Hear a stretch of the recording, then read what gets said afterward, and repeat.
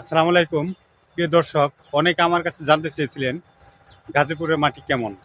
আপনাদের আসলে গাজীপুরের মাটি দেখাতে আসছি। এখানে মাটি আসলে লাল মাটি গাজীপুরে, এই দেখেন, এই যে পাশে দেখা যাচ্ছে লাল মাটি। আমাদের এই গাজীপুরের মাটি দিয়ে আসলে অনেক কিছু হয়, শক্ত শক্ত জিনিস হয়, বাড়ি হয়, ঘর হয়।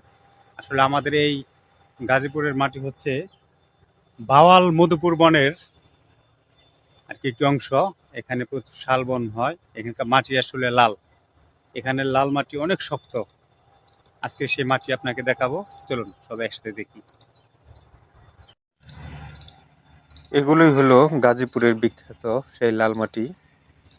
বাংলাদেশের বিভিন্ন জেলায় লাল মাটি সচরাচর পাওয়া যায় না, তবে গাজীপুর জেলায় প্রচুর পরিমাণ লাল মাটি পাওয়া যায়।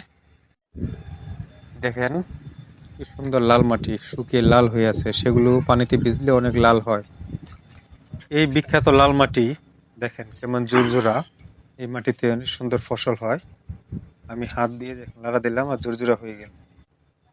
এই লাল মাটি জাদুঘরেও সংরক্ষিত আছে। একটা সময় হয়তো লাল মাটি থাকবে না, বিভিন্ন ধরনের কীটনাশক কিংবা ছাই টাই অনেক কিছু দিয়ে এই মাটিগুলা একসময় নষ্ট হয়ে যাবে। দেখেন লাল মাটি, সেগুলো পানিতে ভিজেলে কিন্তু লাল টকটকে হয়ে যায়। এই লাল মাটি দিয়েই আমাদের এই গাজীপুরে এক সময় বড় বড় দোতলা বাড়ি হতো। এখন আর সেই দোতলা বাড়ি হয় না।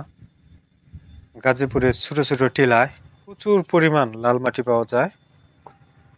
লাল মাটি সম্পর্কে বিস্তারিত সামনে আরো বলবো, দেখবেন প্লিজ।